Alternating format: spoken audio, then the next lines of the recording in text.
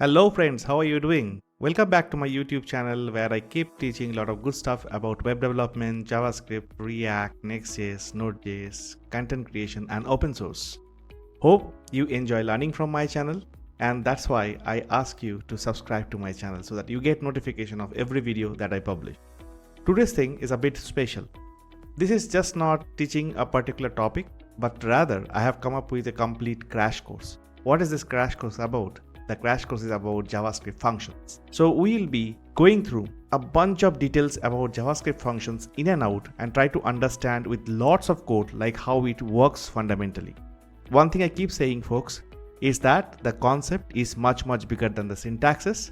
While we'll be writing code, but we want to deep down in the concept first and then complete that with the syntaxes. I hope you enjoy this entire course, and if you so, please like and share this video.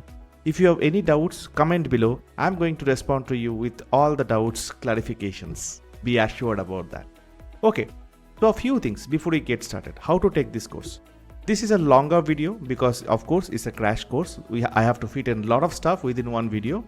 But if you follow certain patterns, you will be enjoying the entire journey of going through each and every topic that we're discussing in this video. Okay, so first thing, take breaks. Don't try to consume all the content at once. Take adequate breaks and then try to feel like what you have learned are just few seconds back. Second thing, after every logical chapter within this course, try to understand whether you have completely got the concept or not. If not, go back and try to relearn. No problem, anytime go and try to relearn. I will be teaching a lot of exercises. So you have to do this exercise with me, but don't type them as I am teaching. Okay, first try to understand what I am teaching, try to completely get it into yourself, and after that pause the video, try to do this, those code part by yourself. All the code examples are already there on GitHub and the link to that is there in the the description section of this video. So you can anytime pull it up and try to see what is the code look like. So no worries about that. But don't type the code as I am teaching because then you won't be focusing on what I am teaching. Rather focus on learning and then try the code out. So go repeat, come back, learn and everything. And in case there is nothing clear, feel free to comment. I am going to respond to you. So without any further delay, let us get started. Let's quickly talk about the concepts we'll be covering in this crash course. So first thing we'll be talking about JavaScript functions fundamentals. What is function? What is it used about? A very basic level, right? I'm considering a beginner when they watch this crash course, they will be able to understand what functions are and why they are used.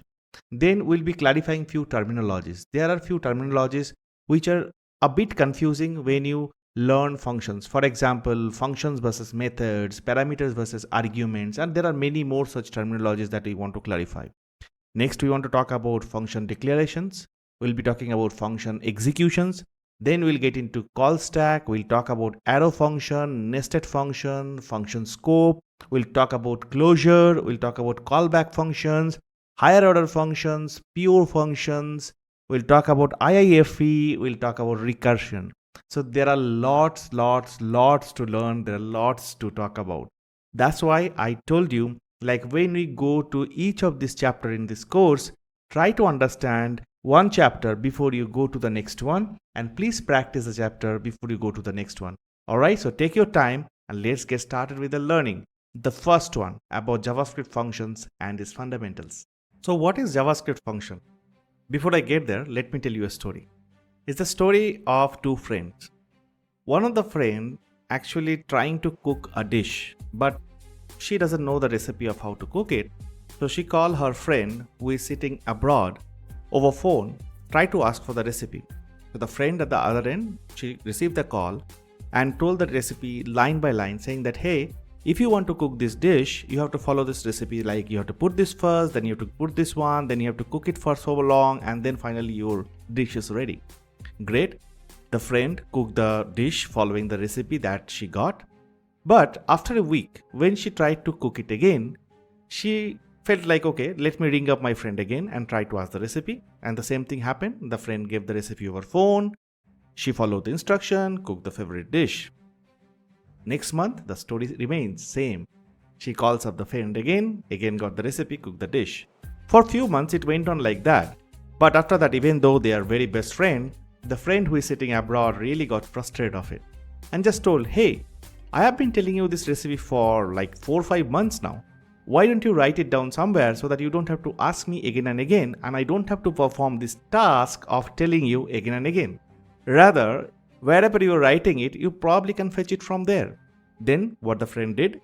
She wrote every instruction in a diary, and next time onwards, she never rang up the friend abroad, rather followed it from the diary. JavaScript functions a little bit like that. So it saves you from repeating the same task again and again. Rather, you put the task somewhere and then reuse that every time you have to perform the same. Similarly to that friend story, who wanted to cook that dish, but finally, actually, instead of giving the task of her friend to tell it again and again repeatedly, she fetched it from the diary. The friend never had to perform the task again. Okay? So with this analogy in mind, like reducing the task, performing the task again and again, rather, we will create something so that we can actually reuse it whenever required in our programming. That's the very, very fundamental aspect of functions. Now you'll be getting into a graphics through which the similar kind of story we'll be putting into the code in a visual way and try to understand what exactly function does programming. The yellow box you see on the screen, consider that as a program, and in that you have a bunch of lines of code. Now just look at it a little bit closely. There is a color coding. There are a bunch of black lines, then there is a green line, again bunch of black lines, then is a red, orange, blue, again bunch of black lines, and then there is a white line, right? So what do you try to mean here? Those black lines are the kind of code, the same code has been repeated multiple times. So 3 black lines, then some other code, then again same 3 black lines have been repeated, then some other code, then again 3 black lines got repeated, like that, right? So there is a repetition exist. Now we want to bring in the concept of JavaScript functions here so that we can reduce this repetition. So what do you do basically in this case, going forward, is we first mark what are those lines that are getting repeated. So you see here we have marked those lines that are getting repeated, and the next thing that we do is like, how can we make this code better so that we don't repeat the same task, right? The same lines. Rather than that, we kind of take those lines somewhere, give it a name. In this case, the name is like fun, and then what we do is like the same code that we got, change it in such a way that instead of those line, we are going to use the same entity, the fun we had created before. So do you see this one? The number of lines of code has reduced drastically. So what we did, instead of repeating the same task in your code, the first one, we have now put the code in something which we call as function, given it a name called fun, and then use that fun in our code instead of repeating those lines every time. So we are not only reducing the number of lines of code in our total source code, but what we are also doing is basically we are reusing something again and again. Now think about a case like why do we need it? The best case probably is, let's say there is a problem in these 3 lines. There is a bug in these 3 lines. So in the previous case, if there is a bug and you have to fix that bug or you have to fix that issue, you have to fix this issue at least 3 times. So you have to fix it in the first bunch of line, then again the second bunch of lines, then again in the third bunch of lines. But as we have put this thing into a function in a single place and then reusing the same with its name in the multiple different places, if you have to fix the bug now, you have to fix it in one place, just inside that function's body, just inside that function, and then rest of it will work. So functions are a bunch of blocks that you keep together to perform something which otherwise will be very, very repeated in your code. Function should ideally have a name, but it can be without a name also. In most of the cases, you will have function with a name so that you can call the function with that name. So you, me, every human being has a name, and the purpose of the name is like we will be called by that name, and when someone will call us by that name, we'll respond and say, hey, I am here. I am the person. Similarly, for the function, when we call the function by the name, function will say like, hey, I am here. And inside this, I have this bunch of code. Go ahead and execute this code. Okay, so that's the beauty of JavaScript function. I hope you understood it. I know these graphics, and please keep it in your brain, because the rest of the crash course we are going to use this terminology again and again, for better understanding. In programming, at times terminologies are much more harder than the programming itself. And when a developer gets stuck on those terminologies, they feel so discouraged of learning that particular programming language. It happens. So that's where when you are learning any programming language or an aspect of a programming language, you have to make sure that we understand certain terminologies very well. When you are learning JavaScript functions, there are few terminologies that you also need to know, and you have to differentiate between them very well. So some of the terminologies are functions and methods. What are the differences? We're going to talk about that. Then declaration and definitions. What is the difference? Is there a difference between them? Arguments and parameters. We'll be talking about that as well. And then callback and higher order functions. People get confused often with these two. So we'll be talking that also deep down when you go in the course itself. So these terminologies, keep in your mind, like when we are talking about it, make sure that in your head, these terminologies and their differences or their similarities is completely chalked out, completely clear. If not, go back and try to see like where I have explained this one. If you still have further questions, ask them in your comment section. I'll get back to you. Let us now start creating functions and try to learn like how do we create functions. Okay, as a thing before that, so you can use any editor, like you can use Visual Studio Code or any other editor of your choice while coding. What I'm using right now, I'm using browser's DevTools and the console tab so that I can write the program here and execute them then and there. So if you want any other mechanism, like you will be writing on Visual Studio Code and use the live server to run your program, most welcome. Or you can actually practice them on the browser's DevTool. Just go press F12, open the DevTools, go to console tab and start writing your program and execute it, because you're just practicing at this point of time. So first thing first, what we'll be doing now is we'll be creating functions. So we told that function is something which is going to help you to keep a bunch of instruction and code in a place so that you can reuse it again and again when you need it. Now to declare or to define a function. So our first terminology, bang, declaration versus definition. So these two things are exactly same when it comes to function. Function declaration, function definitions, defining a function is kind of same.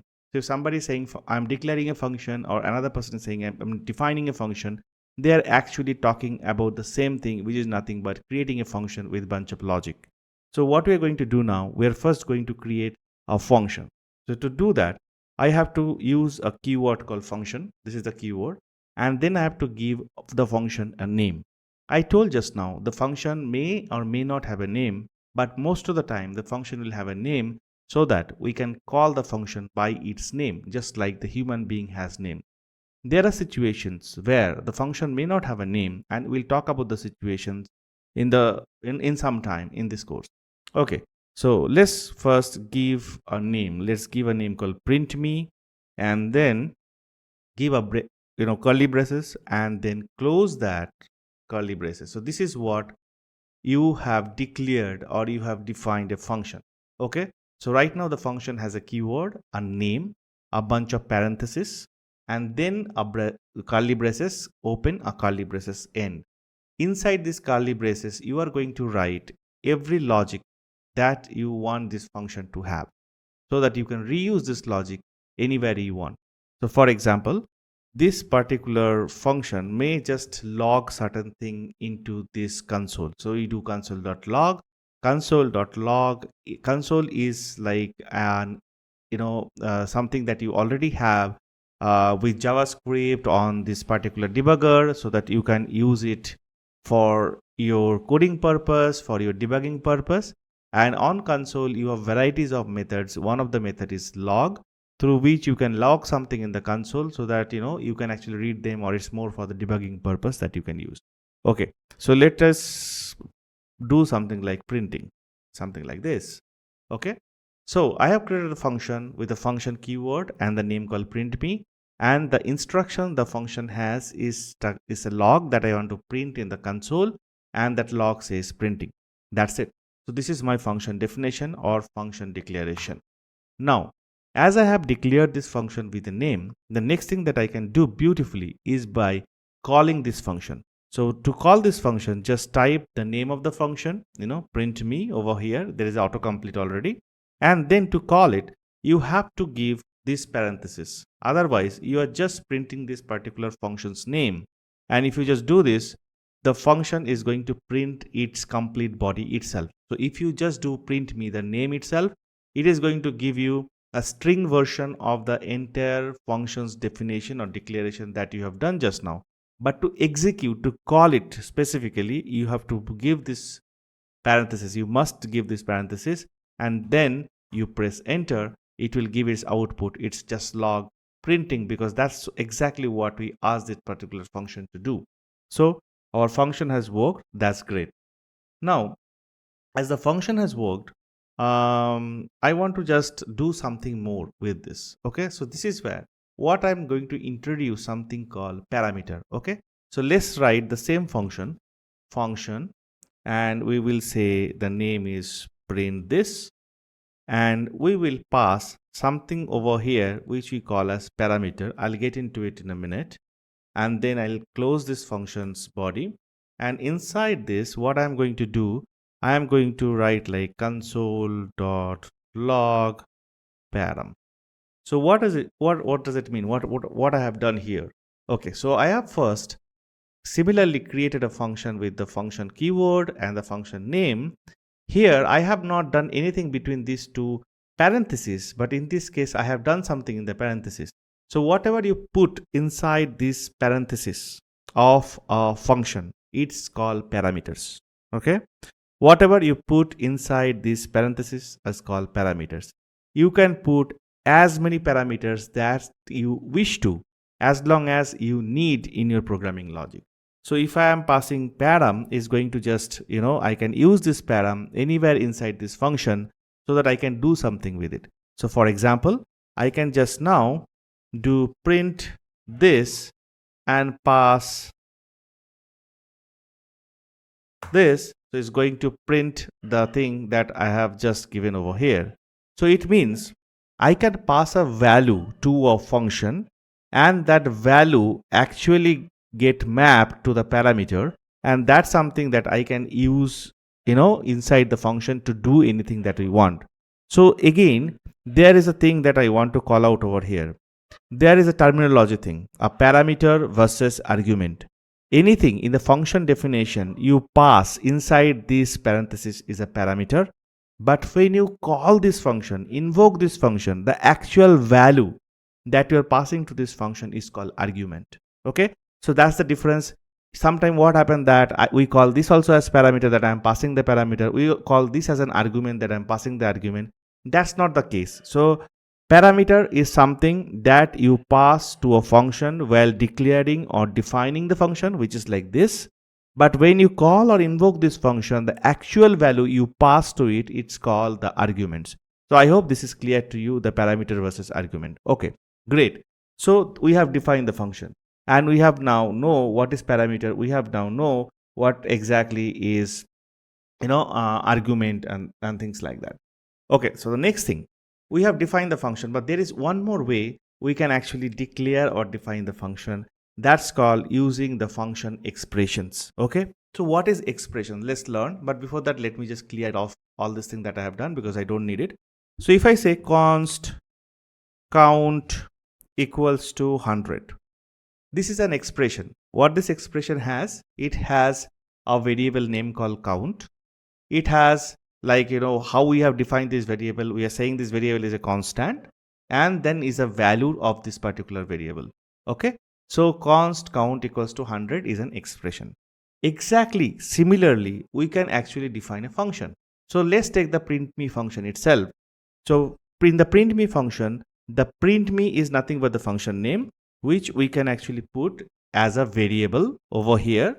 And then what we can do here, instead of that 100 value, we can give function itself is a value, and then we give the function's body, and inside this function body we can give whatever we need. Sorry, it's got executed, my bad. So I'll just put it over here. You can give console dot log, say print, right? So this is what I have done. So I have const print me equals to function, and then this thing. So previously what I have done, I have done this function print me, okay, and then I have done here console dot log, say printing. So now I have just defined the function, but I have defined the function in the function expression way. So it means that the name that I have used for function before, now it's a variable basically, and then the variable what I have assigned is nothing but a function. I have assigned that a function. So it means print me is nothing but a function now. When if I did const print me equals to 100, print me is nothing but a number which value is 100. Now I have done const print me equals to function. That means print me is a function, and then I should be able to execute this function. So first I'll define this. Okay, print me is already declared because I have used this. So let's use some other name for now, say print me again. Okay, so this is the name, and then I do print me again, and I have to execute means I have to do this parenthesis, and I got the print. So this is another way I can actually define and declare a function, right? Now in the same thing, in the print me again, let's say print me again, and let's say with param, what I can do now, I can actually put any parameter here, right? This time I'll put two parameters, a and b, and here after coming I'll be actually doing a and b. So I have done now declared it. Now let's say print me again with param. If I do 10 and 20 as an argument, is going to print 10 and 20. So I hope this is clear, and now you know like how we can actually define a function or declare a function. There are two ways we have done. Okay, so one is with expression, another is without expression. Let's learn how to return from a function. So return is something you will be using very often when you work with functions. So far what we have done, we have created a function, but inside that we have just done a console.log statement, which is not enough. Usually what happens is like when you create a function, let's say function x, and you have something over here, right? And then you will have say another function y, okay, and you have something over here, and then each of these functions are supposed to do their own task, right? And in the entire program or entire application, it's not like that you will have only one function. You will have multiple functions. And what we'll be doing is like if function x, whatever is supposed to do, what you can use is basically you can use it like the output value of function x and take this into a variable like say let p equals to this, and basically can use this p somewhere inside another function or anywhere else that in that matter.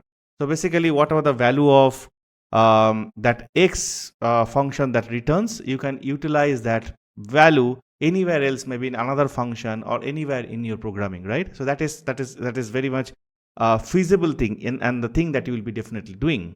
Now this thing to happen, if you see this expression, let me remove everything over here and just to put this for your consumption. This particular expression, what we are doing, we are having a variable called p, and the p's value is what? Is not the function, but the value we get from executing a function, because we told a function name along with a parenthesis means executing, calling, invoking a function. A function name without a parenthesis means it's just the string representation of the function definition itself. This is a difference that you have to keep in mind. So in this case we have parenthesis means the function will execute, function will be called, or function will be invoked, and within that if the function is returning any value, that value will be assigned to this variable. What if the function doesn't return any value? What if it just has a console.log like we have seen in the function so far? In that case, simply the function execution will return something very special which is called undefined. Okay, it means that something that is not defined yet is something called undefined. Okay, so now let us create a function that returns something. So for that, we'll create a function, say sum, and we'll do a summation, addition of two things. So we'll take a and b as two parameters, terminology matters, and what we'll do is like we'll do return of a plus b. Simple. So it means that this is a function whose name is sum, takes two parameters a and b. It sum up those two parameters with this arithmetic operation, and the result it returns, back. So let's execute sum. It takes two arguments now. Let's put 2 and 3. So it means we are expecting a 5. It's returning a 5. The same method we can actually write little bit differently. How? So let's write the same method. Function sum. We will do again a comma b, and in this case we just did return of a plus b. Instead of that, sometime you might want to do this also, like let return a variable a plus b and then return that particular variable itself.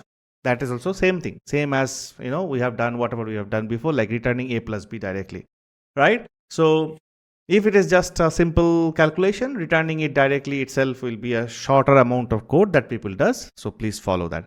This is about returning from a function. It means everything that you do inside a function, all the tasks, all the logic, all the operations, and at the end of it, if you want the function to return a value so that that value can be utilized elsewhere, you have to use the return statement followed by what you want to return. I hope this is clear.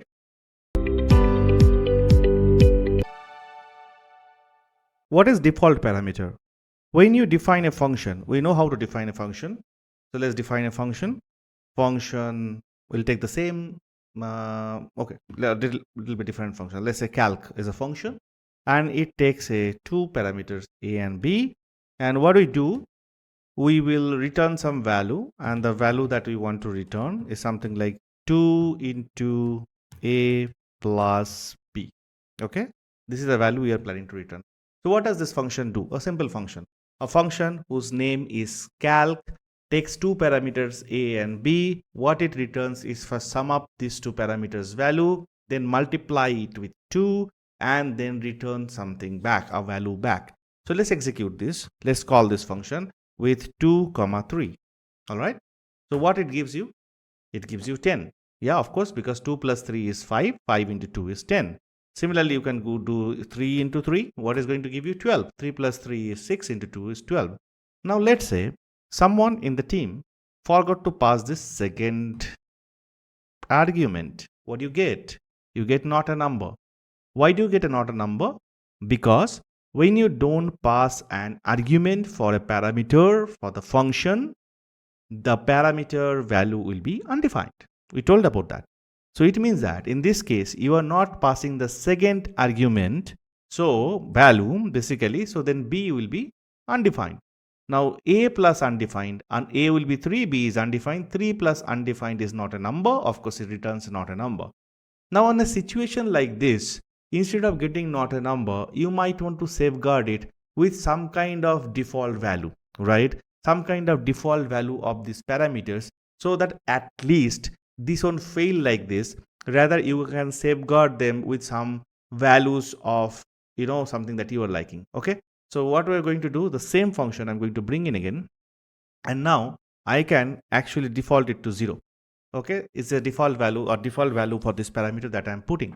So it means if someone is not passing a value for this parameter using the argument, the value 0 will be used instead. Okay, so let's do this. Now I'm going to do calc 3 again. If you see this, now instead of nan, not a number, it is actually returning a value which is 6, which is, let's do the computation. A is 3, b is 0, 3 plus 0 is 3, 3 into 2 is 6. Okay, so you can do a default parameter value for your function if it's required to, and in that case you can safeguard it from an unnatural value, return value from the function like not a number, and you can actually override the undefined value. Instead of having undefined, you can now set certain value with the default parameter. REST parameters. What is REST parameter?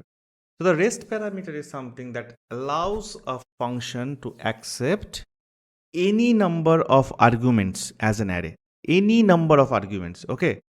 Now theory is one side. Let's do it with example. Let's create a function. Let's say give a function name. We'll give a name called say collect things. Okay.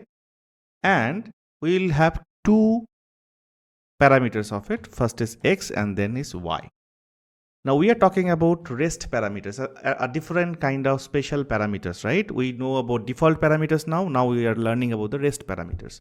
And I just now said the REST parameter allows a function to accept any number, an infinite number of arguments as an array.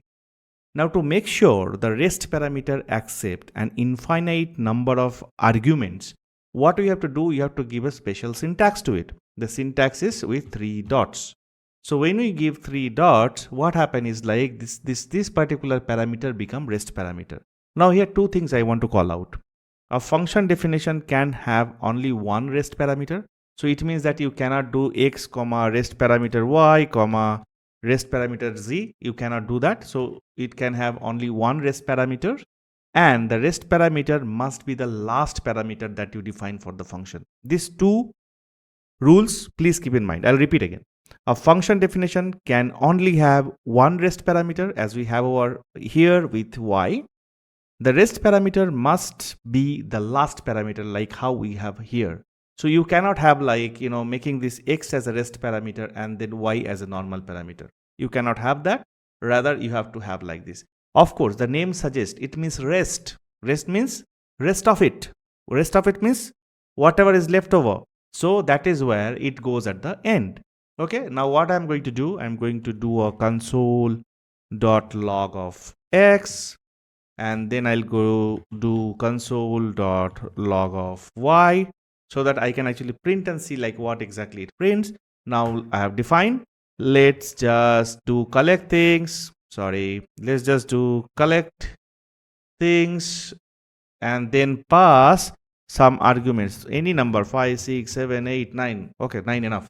Now what I'm going to do, I'm going to call collect things with 9 arguments. I can pass hundreds, thousands, millions if I have time. Okay, so let's test it with 9. So what will happen? The first argument that gets mapped to the first parameter, so x value will be 1, and the rest of it 2 to 9 goes to the rest parameter. So it means y will now accept from 2 to 9 but within an array. Okay, so if I just printing it, so if you see, the first is prints x is 1, and then rest of the 8 goes inside an array 2 to 9. This subscript is a array notation 2 to 9, and that get assigned, this entire array get assigned to this y parameter.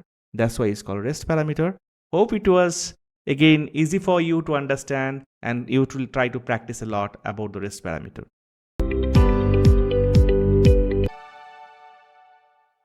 Let's learn about arrow function or fat arrow syntax.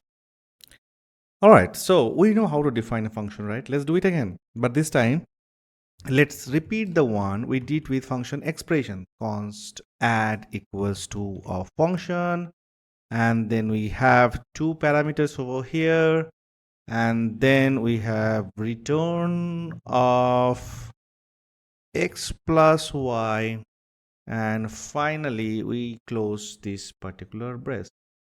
So that works. That's great, right? Now what we can do over here to convert this one to a arrow function or fat arrow syntax, there are a few adjustments that we have to do. So initially the arrow function or the fat arrow syntax looks little weird, but how I try to kind of remember writing it, and right now what happened is like I hardly write a function in the regular definition or declaration way. It's always about writing the function with the fat arrow syntax or the arrow syntax. Okay, so let's convert it. If you're new to it, you will take some time to get a grip on it, but once you get a grip on it, I'm sure that you are going to write the arrow function again and again, because now I'm coming to the usage of it. Because the best use is you will write less number of code, you will write lesser amount of code. And be it any framework or any library today in the modern web development, I think the de facto, the very normal coding syntax for function is using arrow function. It doesn't mean that you cannot go with the traditional way of declaring and defining function, or declare or define functions using expressions like the one we see on the screen. You can always go with that. But if you use arrow function or you use fat arrow syntax, it's like, much more modern, it's much more less code. And of course, there is one more thing that is there, which I won't be covering in this crash course but in the following one, the relationship with this keyword and arrow function. Arrow functions no binding to this keyword. That is what is another special case that comes, but that will be covering into this video, this keyword video that I'll be making next. Okay, but let's now focus on how to convert this one to arrow function. Okay, so to convert this one, what I have to do, simple thing. One is I'm going to remove this function keyword. So you don't need function keyword at all to make an arrow function. Next, we are talking about this arrow function. So you need an arrow. So arrow is a combination of this equals key and this greater than. So if you have a greater than and the equals and the greater than key without any space side by side, you actually have an arrow like syntax. And this is what is making is an arrow function. So this is an arrow function. Okay. Const add. This is the parameter that we are taking. And then what is happening, basically, I am having an arrow and then the definition of the function. That's all about the arrow function. So I'm not using the function keyword at all. So let's just make sure that it runs 2,3, it runs 5. Okay, very good. But one more thing that I can do, if the arrow function body, the arrow function's declaration, having only one statement, just one line, and it's returning something, you don't have to even give this, curly braces. So this one you can very well define like, you don't need this, just get rid of it, and then you get rid of it. That's it. So this syntax compared to this one, with the function keyword, this is much simpler, isn't it? So if you have a syntax like this, it is way easy for you. And if it is something like, you have dependency with just one parameter over here, you don't have to give this parenthesis. You can actually do things like this. So if you have, just one line stuff over here, so it's much simpler. So this is the reason why our arrow function is very well appreciated by the developer community. It is very well received by developer community because you will be writing very less syntaxes, very less code. And in all the modern web development area, the arrow function is used very heavily. So please practice writing arrow function, and I hope that you keep writing more and more arrow function in your code than writing the function in more traditional way.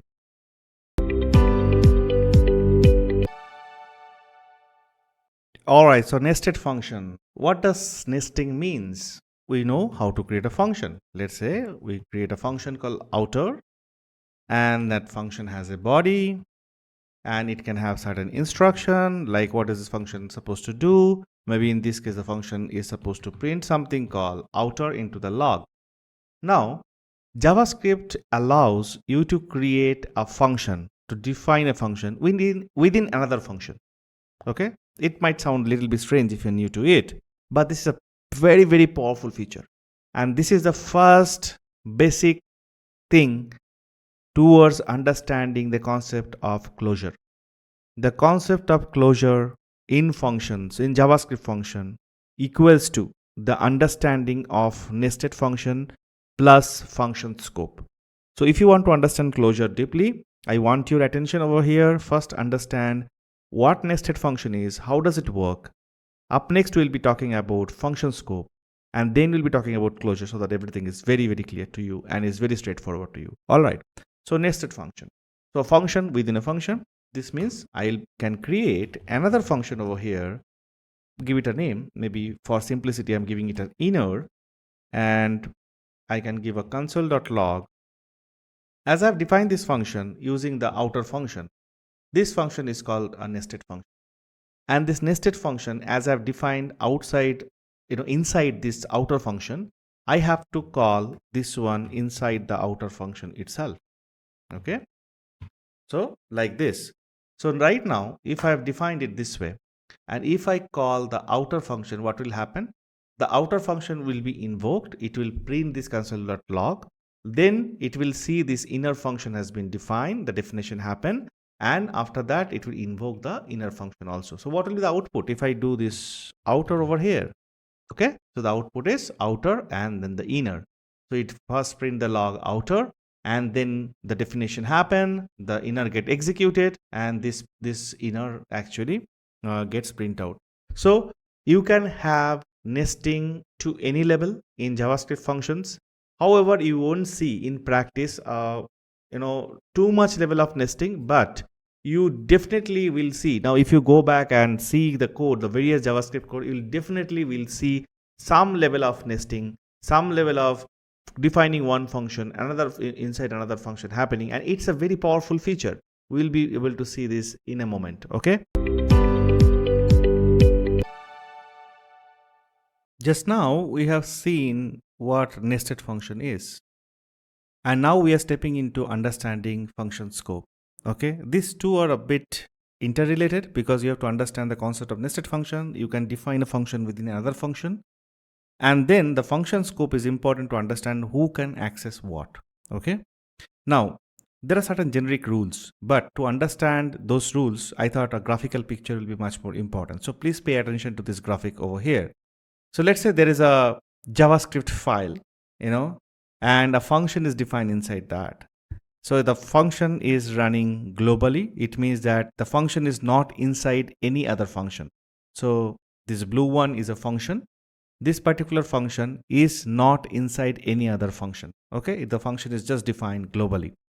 Now what happened? There are actually two primary rules that you have to keep in mind, and these two rules are very important if you want to understand closure. Okay, so the first rule over here is variable that are defined inside a function. The variable that are defined inside a function that cannot be accessed anywhere outside of the function.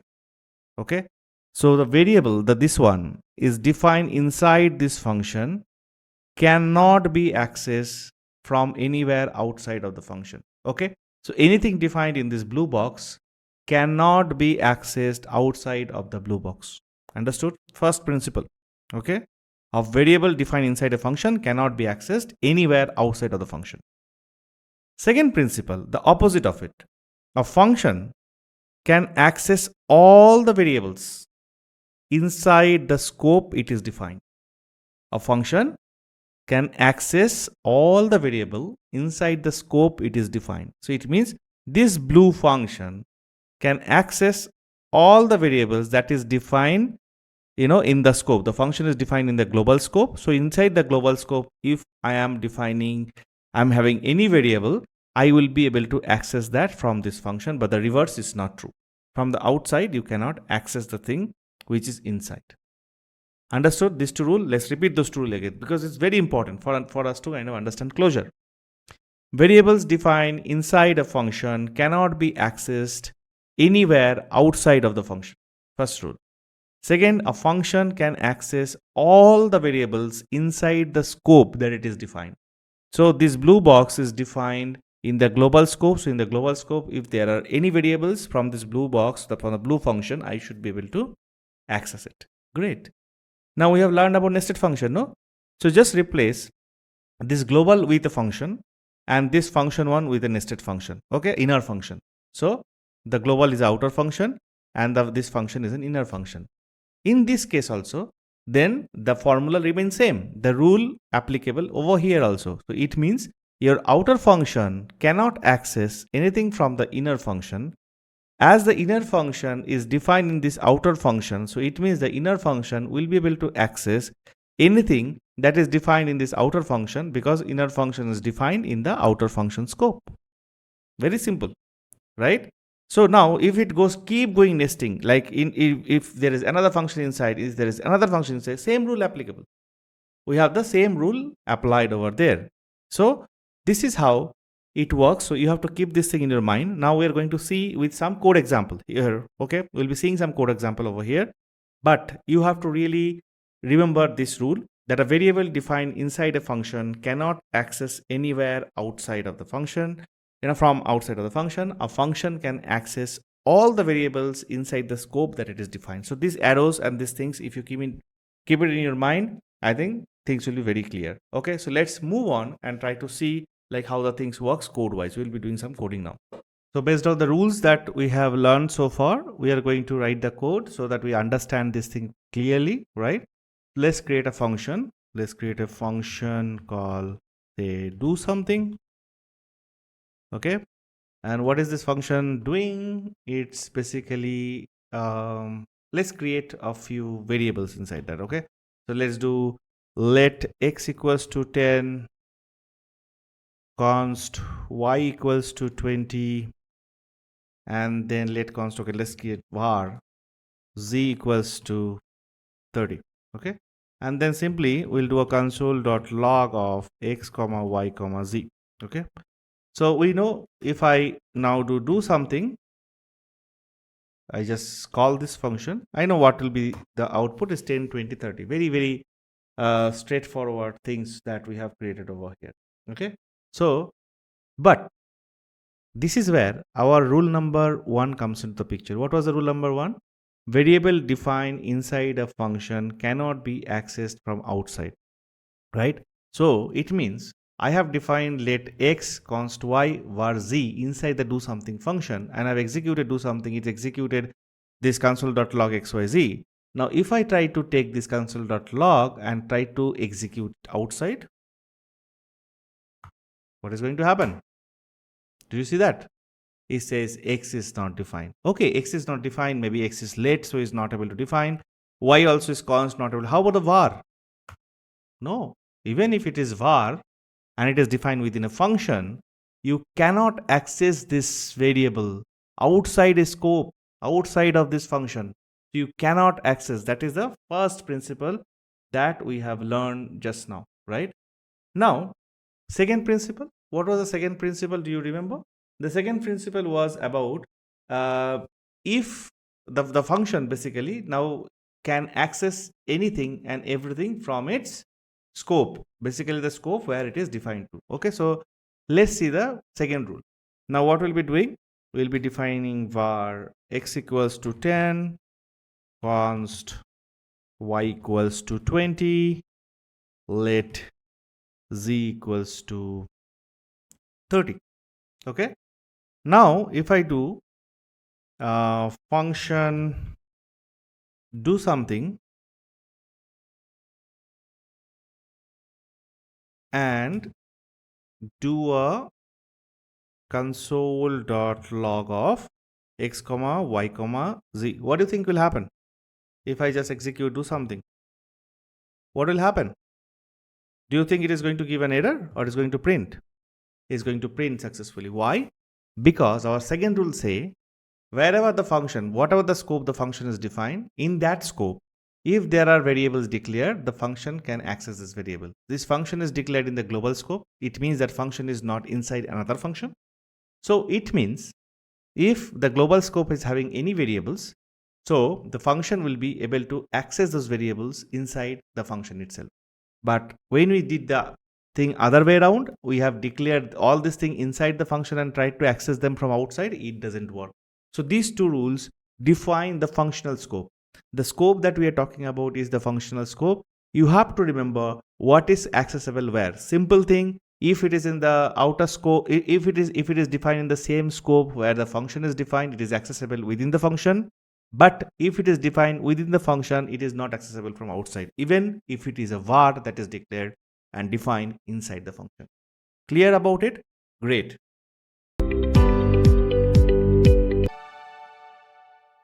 So ask a developer about a complex JavaScript topic. There are high chances that you will hear back closures.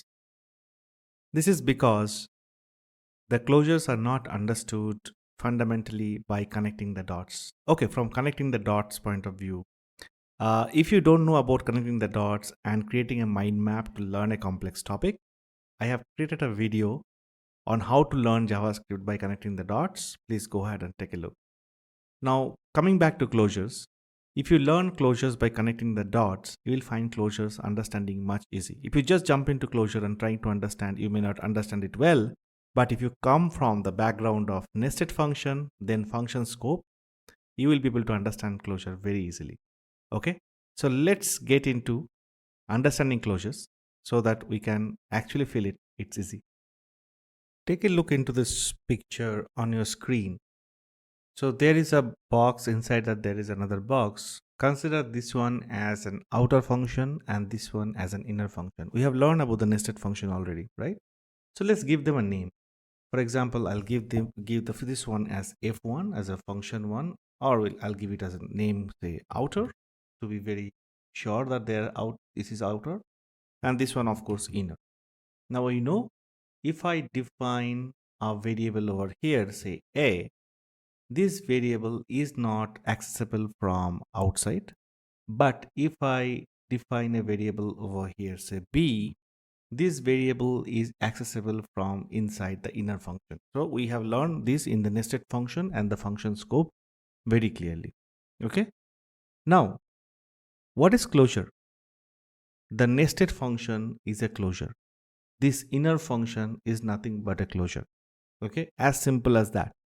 So if anybody asks you a definition of closure, you can tell this nested function is a closure.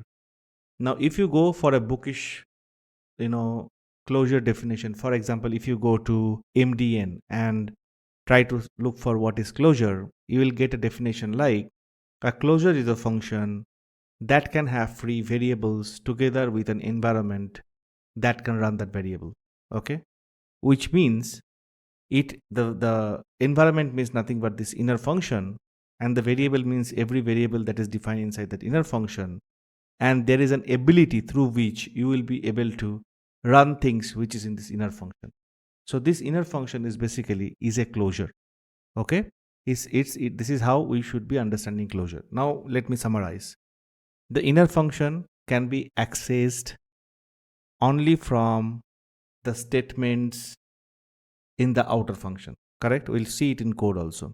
And the inner function from a closure, it means the inner function can use the variables, the arguments, everything from the outer function, while the outer function cannot use the arguments and the variable from the inner function. We have seen. With this one, if we understand like what is closure, the closure is nothing but the nested function, because it provides an environment, to the outer world. So this nested function can live longer. The nested function can live longer for execution, and it can actually perform all the required operations. Right. So let's write a function. We'll give the name as outer, and let's take a parameter of this one, outer function, and then let's take another function, nested function, which is like inner. We will also take a parameter over here, and what we can do here, this is the beauty of it. The inner function can access the outer function's variable and argument. So I can do return x plus y, correct? Inner function can access the outer function's argument or any variable that is declared inside outer function.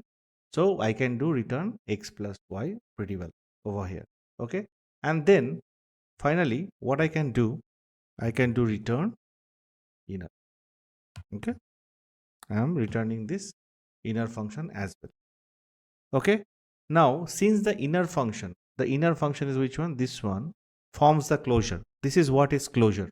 Okay. Now, what I can do basically, I can call this outer function. Okay. And specify the argument, and then leverage both outer and inner together. That's the advantage. Okay. So let me see. How can I do this? I'll just press enter. Now first, what I can do, const outer return equals to outer. Let's give 10. What do you think will be returned over here? This is the most interesting part. What will return? So once we call this outer function return nothing but a function which is like an inner function. Now when the function execution is over, the call is over, that function is over, right? That function is nowhere in the picture. So if I press and enter over here, outer is just over. It is nowhere in the picture. But the beauty of it is the argument I have passed to outer is still leaves where it still leaves inside inner, because this 10 was passed over here. This 10 is still used over here and it still leaves even after the outer execution, because outer returns the inner.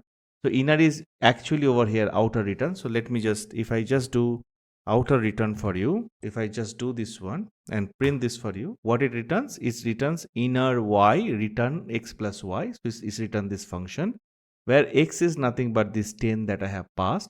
So though the execution of outer is over, but the value that we have passed through outer still lives within inner.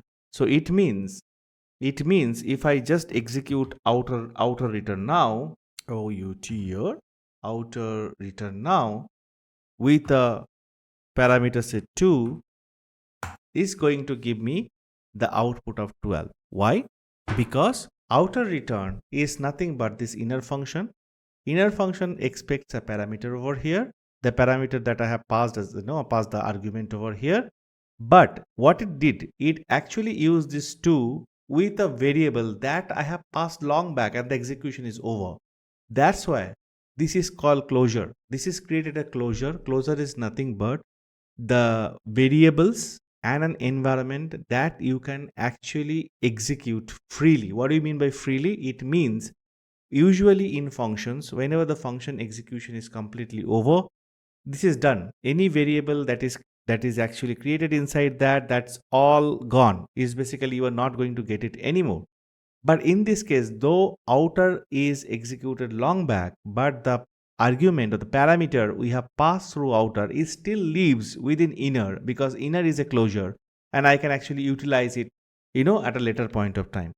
So this is what the concept of closure that you need to understand. This is what you need to understand is like why closure is really a handy method, why closure is really useful.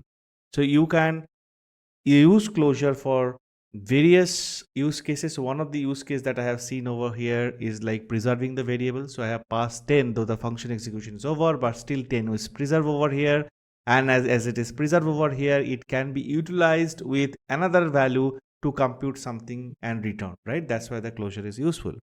In the video that I'll be creating focusing on closure only, there I'll be talking about much more real life examples and the use case that you can actually build with closure.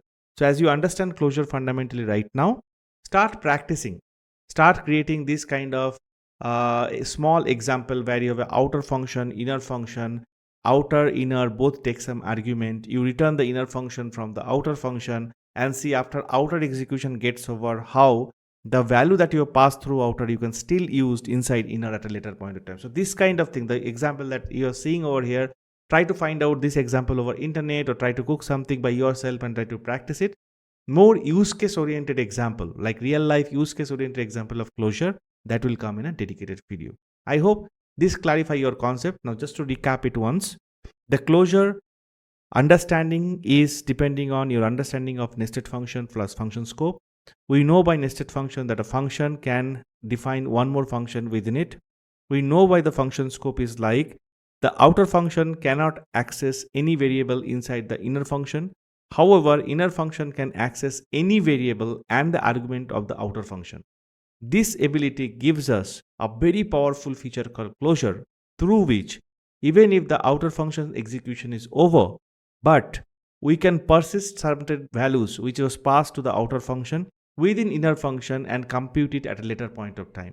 That becomes a powerful feature itself, a powerful design pattern itself in JavaScript, which is called closure. I hope this is clear to you. Now we learn about callback functions. What is callback? Okay, so everything is in the name itself, callback. It means call it back some point of time.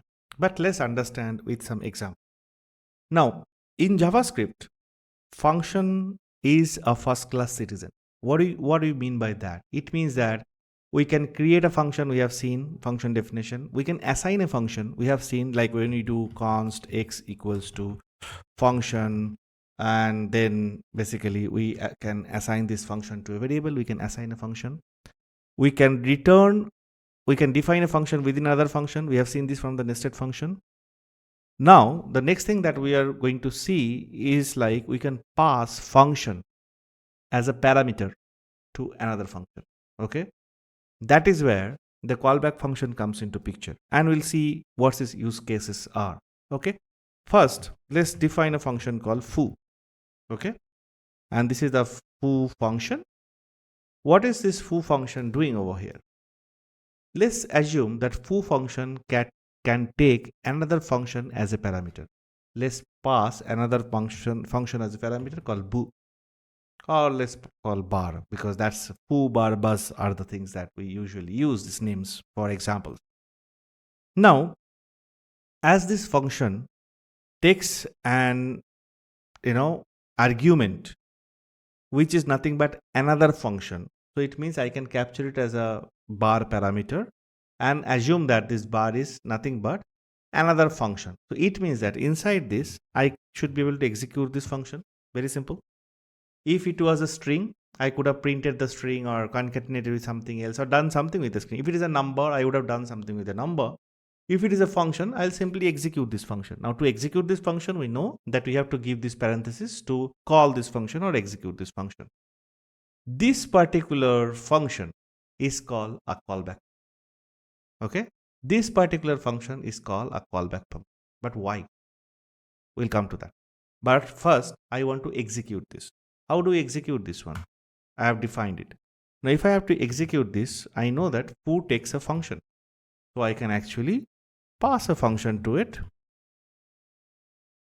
Okay, and let's do something like this. So what I did, foo takes a function. Of course, we told foo takes a function, bar is a function, and we execute it inside. That this means that I can pass a function as an argument to foo. So I have passed a function. Do you guys realize one thing over here? I have created a function which doesn't have a name. So this function is called anonymous function. The function that doesn't have a name is called anonymous function because it doesn't have a name. And as I will be using this function instantly over here, I didn't bother about creating it again. Okay, so if I just execute this one, this function get passed over here and then it gets executed in this line. Once it gets executed in this line, this console.log gets executed and it prints bar. Same thing, what I can do, instead of doing this line, for you to understand this better, I can create a function with a name. For example, function named, and instead of that, I can actually say console.log of bar again. Same thing like the previous function, instead of passing it directly. Now I can do foo of named, right? It's exactly the same thing that whatever, instead of again declaring the function with the name function and then passing the function over here, I just pass the function directly over there. That's the only difference, but output is same. Okay, so now you know a function can take a function as an argument and I can actually do that. And the function which is passed as a parameter and I'm using it, inside it at a later point of time is called callback function. But why it's called callback function? That's the thing. Let's go from the beginning again to understand why it's called a callback function. So again, we'll be defining function foo, take another function bar, and let's say I have some condition. Condition is if it's night. Consider that it's night is a Boolean variable. It can be true or false. In that case, you call bar. Okay. Usually at the night only, like, bars will be like flourishing everywhere. Or let's say another condition is there. If is drinks over check online, in this case only, okay, spelling mistake, check online, in this case itself you call bar. So we have two conditions where we want to call this particular function called bar. The one condition is if it is night, then call bar function, or maybe do an online call or network call to check whether the drinks is over, then only you call bar. So it means that calling back bar is based on certain kind of conditions that is happening within this function. This is a case where you actually want to call this function as a callback function. You're calling it back based on certain conditions, based on certain things. It is so amazingly powerful because you can pass any function to another function and call this passed function based on any condition at a later point of time. That's why it is called callback. Now, if you want to understand this concept with much deeper example, I have created an example with the Pizza Hub or the Pizza Hub and the little boy's story. It's like a storytelling so that anybody can understand. That video is already out there. Go ahead and check out that video. The link of that video is in the description of this video. You can check out and find out how in a real life application you can use callback effortlessly. So I hope the callback functions is clear to you now.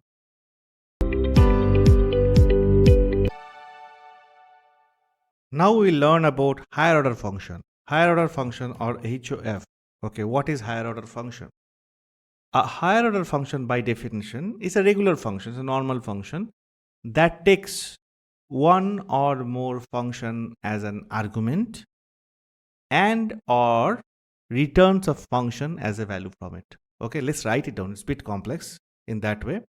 So one condition is like it takes one or more functions as argument. Okay, this is the first thing. And then the second thing, it may return a function. Okay, so not necessarily both the conditions has to be met for a higher order function. If any of the condition meets, it's actually a higher order function. Now we just now spoke about a callback function, right? What is told about callback function? A callback function is a function which takes a function as an argument based on certain conditions or something. Whatever the function we are passing as an argument, it is going to invoke that function inside. Now, in the first case of the HOF, higher order function is about taking one or more function as an argument. So it means there is a relationship between a higher order function and a callback function, and that is where sometime in interviews, interviewers put some tricky question. Is HOF and callback are same? No, HOF and callback are not exactly same, because for callback functions, it is not mandatory for the main function to return any function. It can accept a function as a argument, do something with it, but it is not necessary that it has to return a function.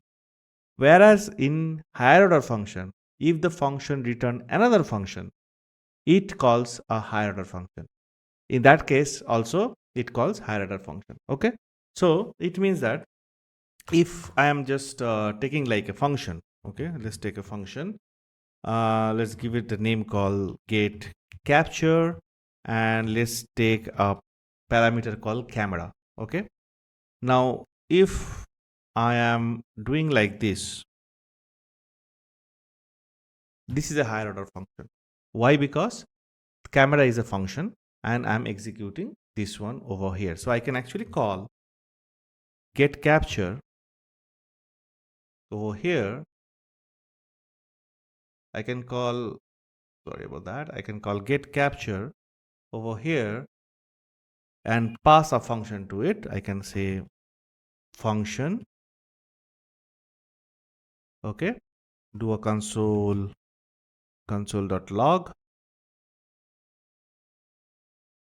say canon. Okay, so it executes. This is what we have seen when we understood a callback functions methodology. Now we can do the other part also, like a function returning another function, which is also called a higher order function. So how it will be?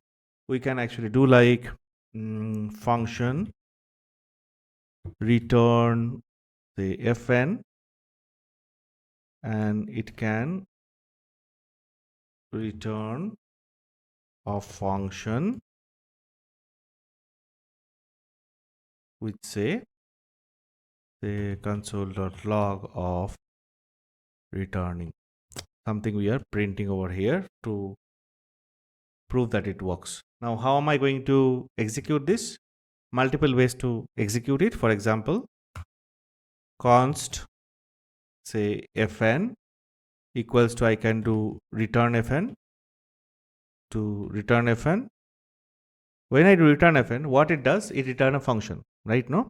So if I do this, so fn is now nothing but a function. If you see that the moment I'm typing fn, it is giving f. If I just do a printout over here, it is returning a function. To execute this one, it means I need the parenthesis. Okay. So it will execute this one. So this is one way that I actually can execute this thing. So I hope this is quite clear. Now, if you are working on JavaScript for some time, you are already using some of the higher order function, already. And this higher order function is extremely useful for, your code reliability, predictability, aspects of it. You are already using some of those things called array functions like map, filter, reduce, find. All this method that you have right on the arrays are all higher order functions, because there also you write a code like, one, if I take like 1 comma 2 comma 3, and on this array you do something like filter, and in here you pass a function, right? Your filter condition you pass over here. If you are using array already, you will know that. And this is where you actually put your condition, like based on which condition you want to filter this one out, right? You get this like element, and if the element greater than 2, greater than 3, you actually write conditions like that, and based on that you filter the things out. So this is an example of a higher order function, like why exactly it's called higher order function and where you use the higher order. Now again, if you want to get a very deep look of higher order function, as it is crash course, we are not getting into too much deep, but if you want to get a very good deep of a higher order function, I have already created a video for it. Please take a look at it. I'm sure that you will enjoy learning higher order function and try to understand what are the different use cases apart from built-in JavaScript functions. Whenever you are coding, in what cases you will be using higher order functions. Please take a look.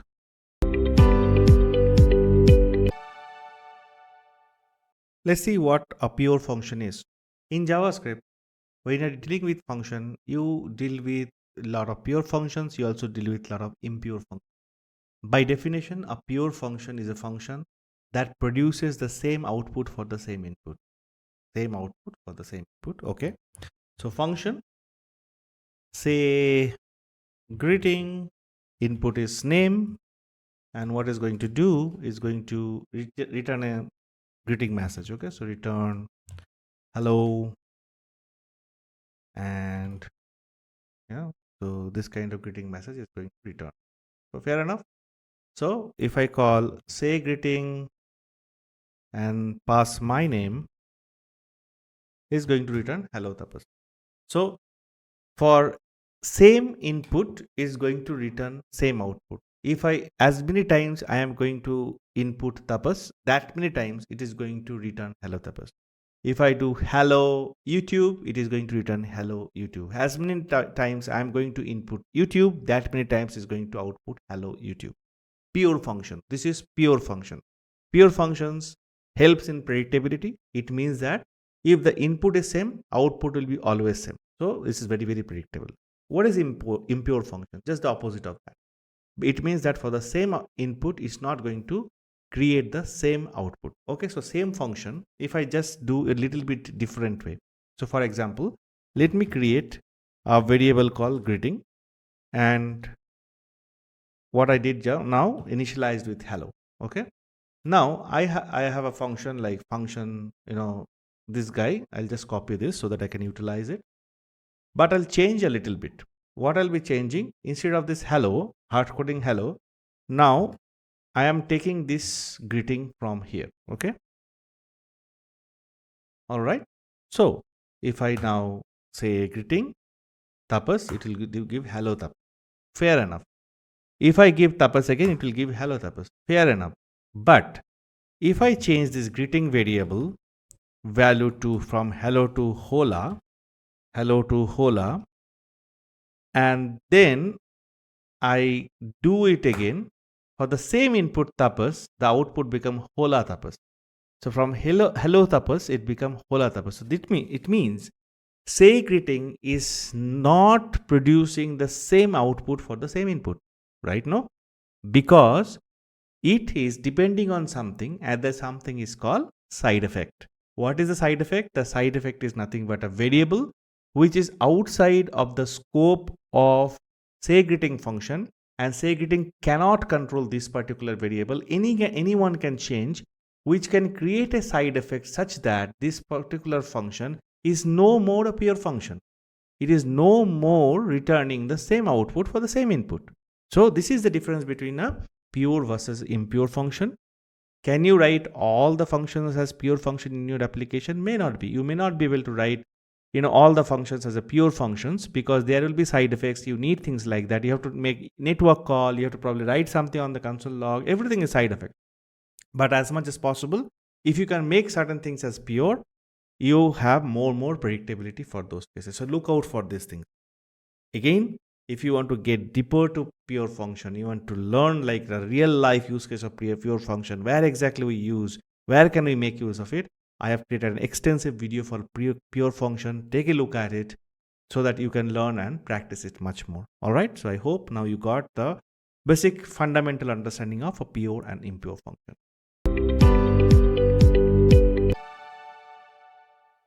All right, friends, so let's learn IIFE. What is IIFE? It's an abbreviation of the term immediately invoked function expressions.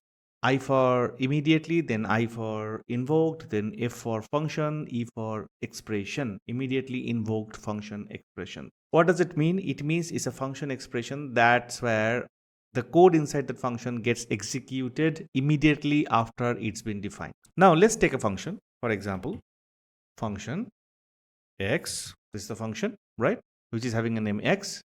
Now if I have to execute this function at a later point of time, whenever I want in my code, what I'll do, I'll just use this name with the parenthesis and I'll execute this function. Okay, that's great. Now the only reason why this name exists, the x for this function, is because I can use this name to execute this function at a later point of time. Maybe wherever I have defined this function, after 200 lines after that, based on certain logic, I'm executing, I'm calling, I'm invoking this function. All right. But IIFE says the use of IIFE is to execute the function immediately after it's been defined.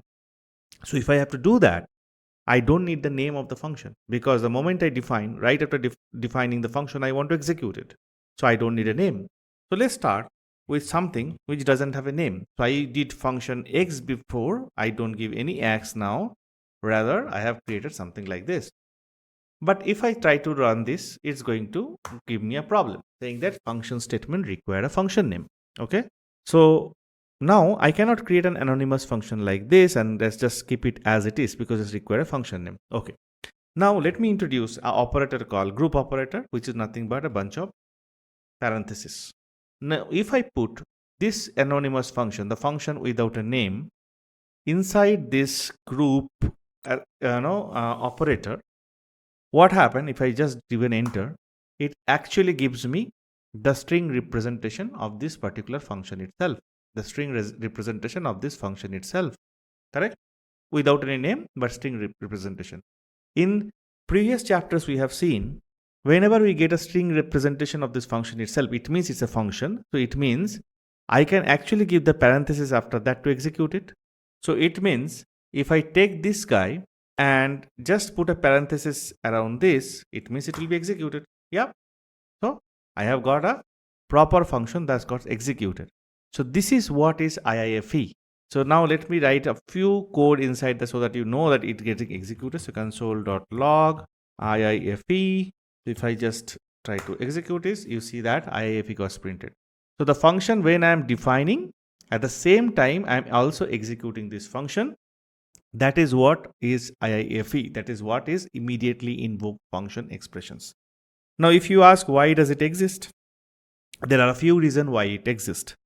Before ES6, before we had like late, const, all this better way of managing accessibility of a variable, like where what can be accessed, where things cannot get polluted, where you have before ES6, where you had only var, like the chance of your global variable gets polluted, you had no other option that using IIFE to protect them. Okay.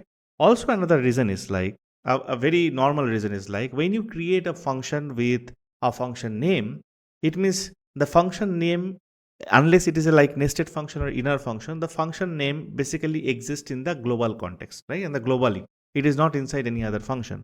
So it means there are chances that somebody else might be using the similar function name somewhere else. Might there is a chance of kind of or a variable name with the same name as the function name, and the chance of getting it polluted. So for that not to happen, the IIFE can be used. So IIFE can be used for various different use cases, but the concept of IIFE is this, that whenever you actually define the function, immediately after that you want to execute it. Only in this case you use the syntax and use such IIFE. I hope the syntax breakdown also makes sense to you, because it doesn't need a name. So we started with an anonymous function, then we actually used a group operator around that so that we get a function definition, and then the last parenthesis, basically a pair of parentheses used always to call or to invoke the function. We use it along with it, and we got an IIFE result then and there. I hope it was useful. Thanks for watching. So we are going to understand call stack. But before understanding call stack, we have to understand function executions very well. Okay. So first we'll understand what call stack is, and also we'll understand what is function execution, so that you get a complete clear picture about it. The element that gets inside the stack first, it comes out last, right? So here consider there are three elements like F1, F2, F3. They went in like first F1, then F2, then F3. But when it had to come out, the F3 come out first, then F2, and then F1.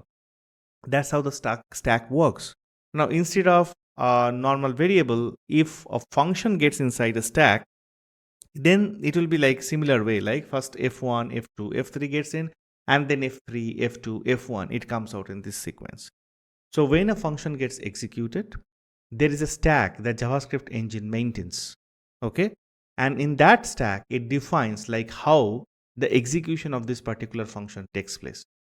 Whenever JavaScript interpreter go line by line and encounter a function call or a function invocation, it puts that function inside a stack, execute it, and once the execution is over, it takes it out from the stack. The reason for doing this, there is a proper sequence of how the functions are getting executed can be maintained through the stack data structure. We are going to see that with example. All right. So the first example that we are going to take, there are three functions, F1, F2, F3, you are able to see on the screen. Each of these functions have bunch of code that can be executed whenever we are invoking or calling these functions. So we are calling these functions first F1, first then F2, then F3. Right side, we have a function execution stack or call stack. So call stack and function execution stack are the same. What we're going to see, like when these functions are getting executed, like first F1 gets called, what happened to call stack? Then F2, what happened to call stack? Then F3, what happens to call stack? That's what we want to learn. Okay. So please pay attention to this call stack and also how the code is getting executed. So first thing first, F1 gets executed. F1 gets inside the call stack or the function execution stack. Inside F1 bunch of code. Okay, all done, getting executed. There is no function inside it, so nothing else to put at this point of time inside the stack. Then F1 execution is over, take out F1 from it. Next, F2 gets executed. Put F2 similarly over there. There is no function inside it, but execute all the code. Execute F2, take it out. Then goes to F3. Again, put F3 inside the stack. Execution is done. There is no function, bunch of code. Get it executed. It's out. So it's very simple. F1, F2, F3 is got executed. Now let's take a little bit complex scenario with this code. So what is happening here? You have F1, you have bunch of code. There is no function in it. Then you have F2, you have bunch of code, but there is a function F1 which we have defined before. We are invoking over here. You remember a function can have another function inside it. A function can invoke another function inside it. Yes. So this is an example. So F2 basically invoke F1 or call F1 inside it along with a bunch of code.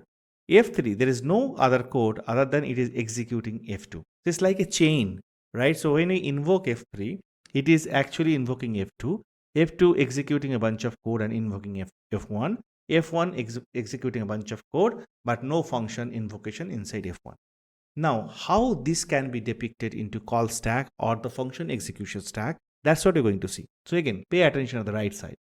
First, what happened when F3 executes? When F3 executes, it finds F2, but before that, F3 has to go inside the call stack because a function has to go inside call stack to get executed. So now F3 get executed, it finds F2. Oh yeah, F2, another function.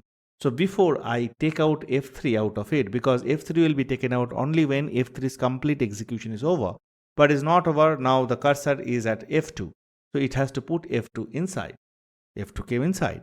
So F2's execution gets started, but F3 is still in the call stack. So F2's execution, a bunch of code gets executed, this line get executed, this line get executed. Oh, now it encountered F1, which is also a function. So it's time to put it in the call stack. So F1 got into the call stack. Now if you see in the call stack or the function execution stack, you have F1, F2, F3, but in the reverse order of how they have got entered, right? Now, we are at the F1. F1, a bunch of line of code are there. Let's execute them one by one, but there is no function, so nothing else to put into the call stack. But execution, when it is over for F1, we have to take it out from the call stack. F1 is over. Now our cursor is over here. So F1's execution is over. That means F2's execution is also now over. Take out F2. So cursor is over here. F2's execution is over. The next line, there is no more code. That means F3, time to take it out. Isn't that awesome? So this is exactly what function execution stack or call stack, that's how it works. That's how JavaScript engine maintains at what sequence your function should be executed. I hope it is very clear to you right now. Now, this particular concept is very, very important if you want to learn JavaScript asynchronous programming deeply.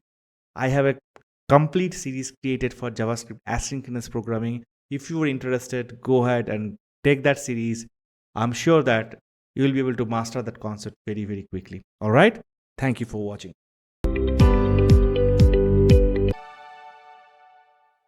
Hello friends, let's talk about recursion. What is recursion? Recursion means a function that refer or call itself. Okay. What does it mean? So let's create a function. Let's say function foo, and inside that function foo. Inside that we do a console.log, let's say foo, and then we say that a recursion is something where the function can refer or call itself. So in this case, we'll call itself. What happened when we invoke this? So we invoke foo. Okay, are you with me? What is going to happen? Do you see what happened? The function is keep calling, keep calling, keep calling, keep calling, and after some point of time, is going to say maximum call stack size exceeds. So if you know about function call stack now, it means that foo is going to put itself multiple times into the call stack multiple times, and once will happen, the call stack has a max size defined. When the max size limit, the threshold limit reached, is going to give the error called maximum call stack exceeds. So that's the error that we are getting. Okay, but if you're getting an error, what is the use of a recursion? Okay, we'll come to that just a second. But before that, this is one way that we can actually define recursion, like a function is actually invoking itself. Let's do another way. That's how the recursion can be done. So for example, const foo equals to function buzz, and then inside this, what I'm going to do, I can call foo like this. What will happen? So in this case, I have created a function, and the function is assigned to a variable called foo. So that means foo itself is a function. So in this case, foo and buzz are almost same. So whether you call foo here or you call buzz here, whatever it is, you are actually creating a recursion here, because now you are referring to this particular function either with foo or with buzz, whatever name it is the same function. So that's the another way you create the recursion. So in this case also, it will just okay, foo is already exists because I have used this name before. So if you actually use it, it is going to actually create the recursion for you. Okay, both the cases are same. Now we saw like with recursion, what was happening? It was just creating, it was calling itself, calling itself, and then it hits the maximum heap size and the error out. Then why should we use recursion? Okay, so one thing is like whenever you are using recursion, you have to make sure that you have something called base condition. Okay, this is very important. So recursion without a base condition is not of much use. Base condition means under which condition you have to stop the recursion. So you have to stop the recursion at some point of time because you want to stop the execution of that function to execute itself at some point of time so that you can exit it out or do something else. So that condition is called base condition. Okay, so usually how you will be writing things in recursion in a recursion program. So you will be writing something like function recurs if it is a base condition, if base condition, in that case you probably do something and after that you return, otherwise continue to recurse. So this is how you actually do recursion. You should have a base condition, and if there is a base condition, you do something and then return from it, otherwise you continue to recurse. Okay, let's write a program so that we can actually understand this in much better way. Okay, so the program that we'll be writing is about, let's say we'll be fetching water multiple times. So let's call a function, create a function called fetch water, and let's take a parameter called count, like how many times we want to fetch the water, and we say if the count is 0, this is our base condition. Okay, we have written the base condition. In that case you do something, maybe I'll do like console.log and say like no more water left, so sad. Okay, done, and then I will return. Otherwise keep fetching the water and I will do like count -1, and we can do a console.log here also saying console.log fetching water. Okay, we'll see the enter code, and then after fetching water we'll do that line got deleted somehow, fetch water count -1. All right, so let's read this code once more. What we are doing, we have a fetch water, we are calling fetch water again here, so it's a recursion of course, but we have a base condition also. The base condition is when we'll be exiting from this recursion. Our base condition says when the count is 0, then I'm saying no more water left and break this recursion, but until count is 0 I'm just recursing it, just fetching the water, correct? So now if I say fetch water 5 times, what will happen? It will go, count is 5 is equals to 0. No, it won't go inside that. Base condition doesn't meet. Fetch the water, become count 4. So count 4 means again call the same function with count 4. So count 4 comes here, is 4 is equals to 0. No, again base condition doesn't meet. Again fetch the water. Now call the same fetch water with 4 minus 1, that is 3. Keep doing this until count is 0. Once the count is 0, no more water left, and you exit from the recursion, right? So you'll do so fetching water, fetching water, fetching water, fetching water, fetching water, and then no water left. So we have written a program using recursion, and we also have the base condition through which we exit this recursion, right? Now the same thing you could have done with for loop, isn't it? The same function, same functionality you could have done with for loop. So there is always some debate like whether we should be using recursion versus using for loop. Wherever the for loop applicable, maybe we should be using for loop. But in some cases, for example, you want to create the factorial of a number. Factorial means factorial of n, or factorial of 5 means 5 into 4 into 2, 3 into 2 into 1, right? So if you want to do a factorial, maybe the recursion is the right way to go because it makes the code much more readable than doing a factorial using for loop, right? So readability is one of the factor that you want to probably take it into account when you use recursion over for loop wherever recursion is applicable. So that's all about recursion. Whenever somebody is asking about you about recursion, please also mention that you have a best condition where you can exit out from recursion. I hope it was useful. So all right, friends, everything has to come to an end. So our this crash course also has to come to an end.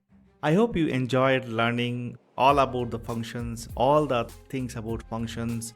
Some of them at a very high level, some of them in depth, but the purpose of this course was to do a crash course where we can run through all the aspects of JavaScript functions and give you an idea, give you the confidence that you can learn some of these concepts if you learn incrementally, if you learn by connecting the dots. So we started with very basic things like how to create a function and ended with recursion. In between, we touched nested function, function scope, closure, pure function, callback, all these various aspects. But your learning should not stop here. You need to keep practicing each of these concepts much deep by with your hands-on. And I have videos for some of this concept to teach much more deeper way. For example, callback, pure function, HOF, a lot of these things are having in-depth real life use case scenario videos. Please go and watch them if you're interested, or if you want to read it from somewhere or from some other YouTube channel, please feel free to do that. But the learning should not stop here. This crash course purpose was to give you a start, give you the required confidence so that you can now keep learning. All right, all the best. And again, a simple and small request, please subscribe to the channel if you have not done already, and hit the bell button so that whenever I publish a new video, you get a notification of. All right, take care of yourself. I'll come back another video very soon. Thank you.